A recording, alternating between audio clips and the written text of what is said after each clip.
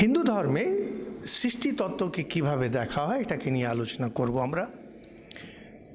মূল কয়েকটি কথা যেগুলো জানা খুব দরকার, যে সৃষ্টি শূন্য থেকে আসেনি। অনেক সময় বিজ্ঞান আদি এমনভাবে কথা বলেন বা অন্যান্য ধর্ম এমনভাবে বলেন, সে মনে হয় যেন শূন্য থেকে সৃষ্টি এসে গেছে। হিন্দুরা সেটাকে মানেন না। হিন্দুরা মানেন সৃষ্টি ঈশ্বরেই বাস করে, ঈশ্বরেই লয় হয়ে যায়। তার মানে সৃষ্টির যে আদি মধ্য অন্ত সবটাই ঈশ্বরীয়। সৃষ্টি এটাকে মনে করা হয় চিরন্তন, আর এটা ঘুরে ঘুরে ঘুরে একটা সাইক্লিক প্রসেসে চলতে থাকে। এর আগে সৃষ্টি ছিল, আবার সৃষ্টি হবে, পুরো জিনিসটা নাশ হয়ে যাবে, পুরো জিনিসটা আবার ঘুরে ঘুরে, এটাকে বলে কল্প। আগের কল্পে যেমন ছিল এই কল্পে তেমনি আছে, পরের কল্পে ঠিক সেইভাবেই থাকবে।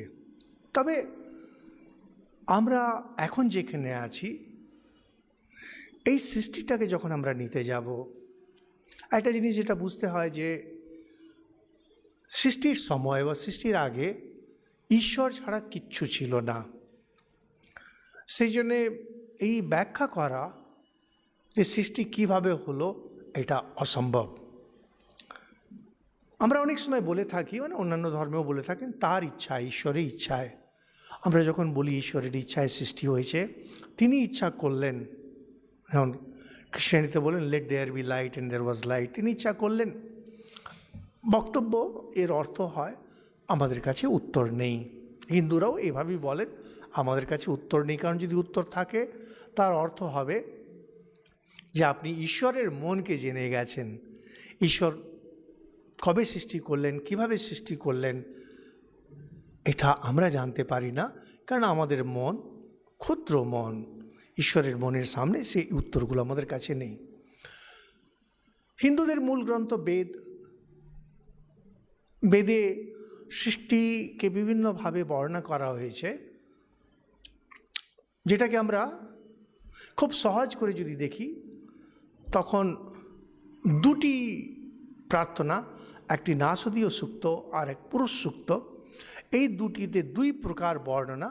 আর হিন্দুদের বাকি যত বর্ণনাগুলো আছে সেটাকে মোটামুটি এই দুটোর মধ্যে দিয়ে দেওয়া যায়।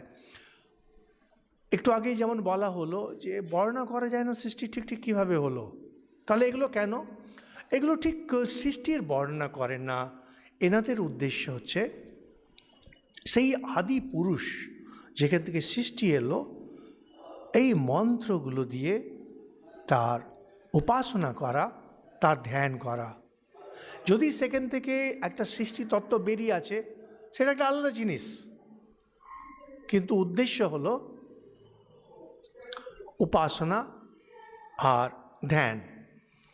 তো বলছেন যে যদি নাসদীয় সূক্ত, পুরুষ সূক্ত, এই দুটোকে মিলিয়ে আমরা শ্রীমদ্ ভাগবতম আদিতে খুব সুন্দর বর্ণনা পাই সৃষ্টি কিভাবে হলো। খুব সংক্ষেপে সেটার বর্ণনা বলছেন যে সৃষ্টির আগে একটা যেমন দিব্য এক অন্ধকার ছিল। দিব্য অন্ধকার কেন?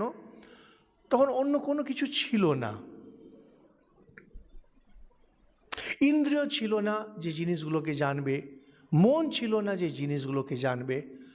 সেই জন্য এনারা বলেন যে জিনিসগুলোকে জানা যায় না, মানে ইন্দ্রিয়ের বাইরে, সেটাকে বলা হয় অসৎ।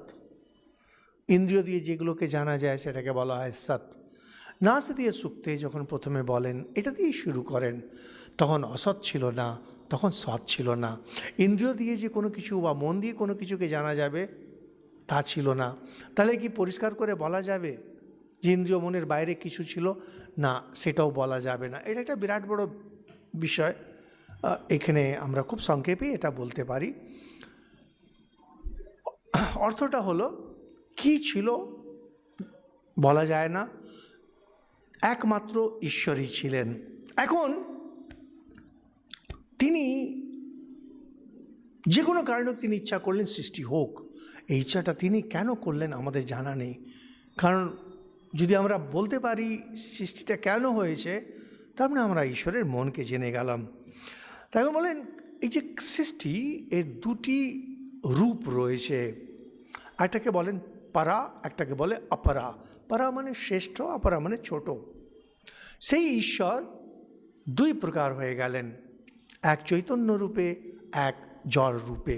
এটা আমরা বেদ উপনিষদকে মিলিয়ে সিদ্ধান্তটা বলছি। পরা প্রকৃতিতে তিনি আত্মা রূপে রয়েছেন, অপরা প্রকৃতি যেটা ছোট সেটাতে তিনি জড় প্রকৃতি। আমরা যাবতীয় যা কিছু এই সংসারে দেখি, এটা চিত জড় গ্রন্থি, চৈতন্য আর জড়ের মিলন। দুটোই কিন্তু ভগবানেরই রূপ, দুটি আলাদা রূপ। এখন বলছেন যে ভগবান যখন সৃষ্টি করতে চাইলেন, সবচেয়ে আগে এই যে ইচ্ছা করলেন, সেখান থেকে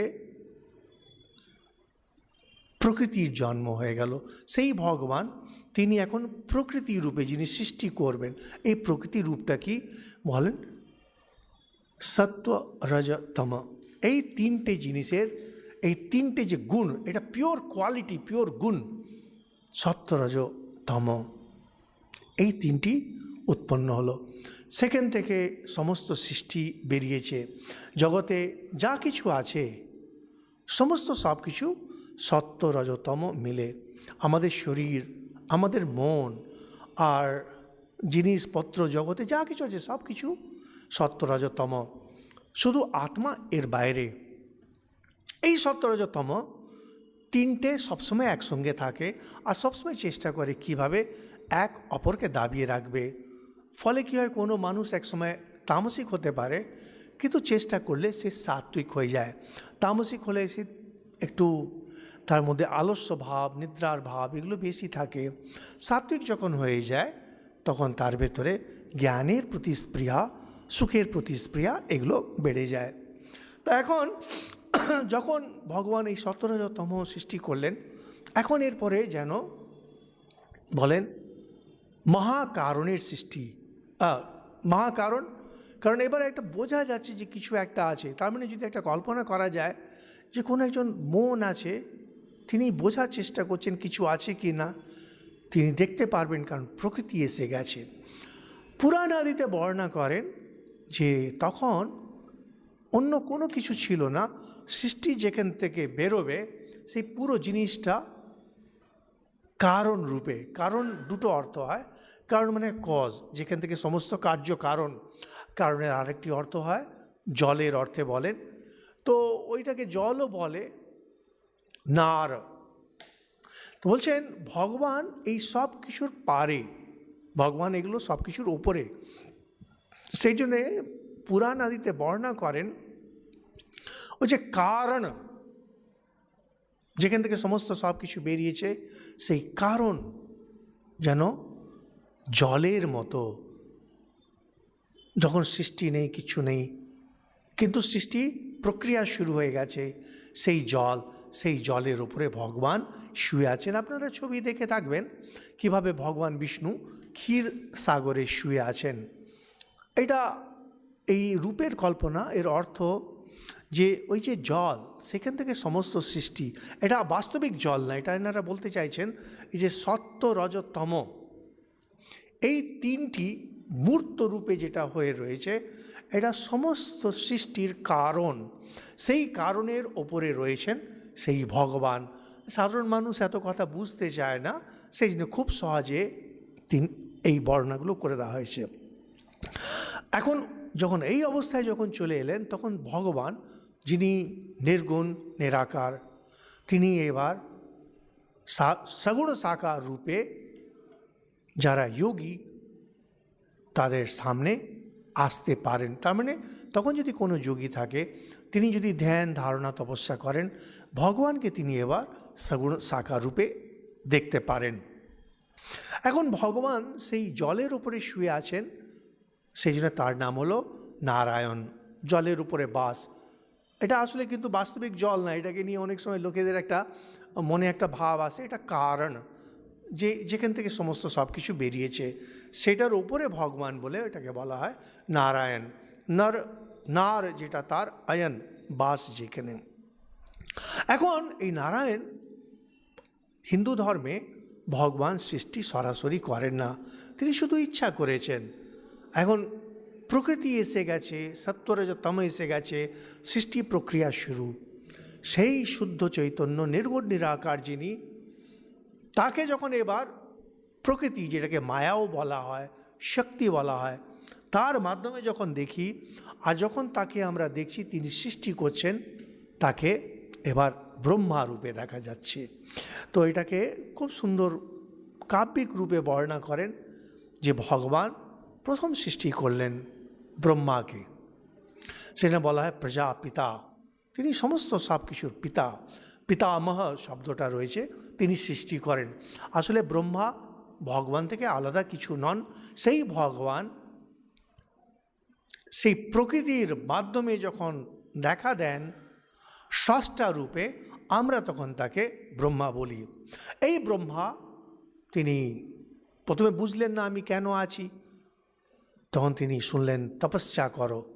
যখন 1000 বছর তপস্যা করলেন, তখন ওনার হলো যে এর আগে সৃষ্টিটা যেমন হয়েছিল, কারণ আগে যেমন বলা হলো হঠাৎ একবার সৃষ্টি হয়ে গেছে, অন্যান্য ধর্মে যেমন না, সৃষ্টি ক্রমে চলতে থাকে, একটা চাকা চক্র যেমন ঘুরতে থাকে, সৃষ্টি সংহার এই চক্র চলতেই থাকে। তো ব্রহ্মা তখন জানতে পারলেন যে আগে যেমন ছিল আমাকে সেভাবে সৃষ্টি করতে হবে। তিনি আবার ধ্যানে বসে গেলেন। তার মন, শুদ্ধ পবিত্র মন, ধ্যানের গভীরে তার মন থেকে 4 জন ঋষির জন্ম, সনক, সনন্দন, সনাতন, সনত কুমার। এখন এই সাত্বিক মন থেকে জন্ম নিয়েছেন বলে এনাদের ভেতরে সত্যগুণ, আধ্যাত্মিক গুণ ভর্তি। তারা জ্ঞান বৈরাগ্য নিয়ে বেরিয়ে চলে গেলেন সন্ন্যাসের পথে। সেই থেকে শুরু হয় সন্ন্যাসের পথ।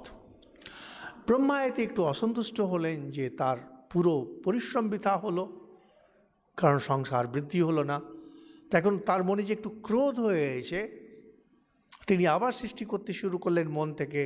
সেখান থেকে প্রজাপতি, মহর্ষি এনাদের জন্ম হয়। এখন সেখান থেকে আবার কিছু কন্যার জন্ম হয়। সেখান থেকে এক অপরকে যখন বিয়ে করতে শুরু করলো, ধীরে ধীরে ধীরে ধীরে সংখ্যা বাড়ছে। তো ব্রহ্মা দেখলেন যে না, এইভাবে অনেক সময় লেগে যাচ্ছে।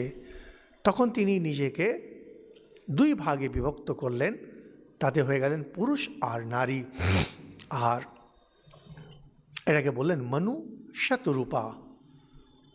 ইতিমধ্যে ঋষিরা কিছু হয়েছিলেন, এখান থেকে কিছু কন্যা হচ্ছে। এগুলো পৌরাণিক কাহিনী, এগুলোকে খুব বেশি আমরা খুব বেশি মানি না। সাধারণ লোকে বোঝানোর জন্য এই গল্প। অর্থ হচ্ছে সব কিছুর সৃষ্টি সেই ঈশ্বর থেকে এসছে, সৃষ্টি ঈশ্বরে লয় হবে। যাবতীয় যা কিছু আছে, ছোট থেকে ছোট, বড় থেকে বড়, এই বিশ্ব ব্রহ্মাণ্ডে, এই সৃষ্টিতে সব কিছু সেই ঈশ্বর থেকে এসছে। সব ধর্ম এইভাবে কিন্তু দেখেন না। অন্য ধর্ম দেখেন যে মানুষ শ্রেষ্ঠ, অন্যগুলোতে প্রাণ নেই, আত্মা নেই, এইভাবে দেখেন। আমরা এইভাবে দেখি না। আমরা দেখি সমস্ত সৃষ্টি সেই ভগবান থেকে এসছেন। আর সৃষ্টি ক্রমিক, আগেও ছিল, পরেও থাকবে। সংহার হবে, কিন্তু আবার সৃষ্টি হবে। এই হলো সৃষ্টি তত্ত্ব।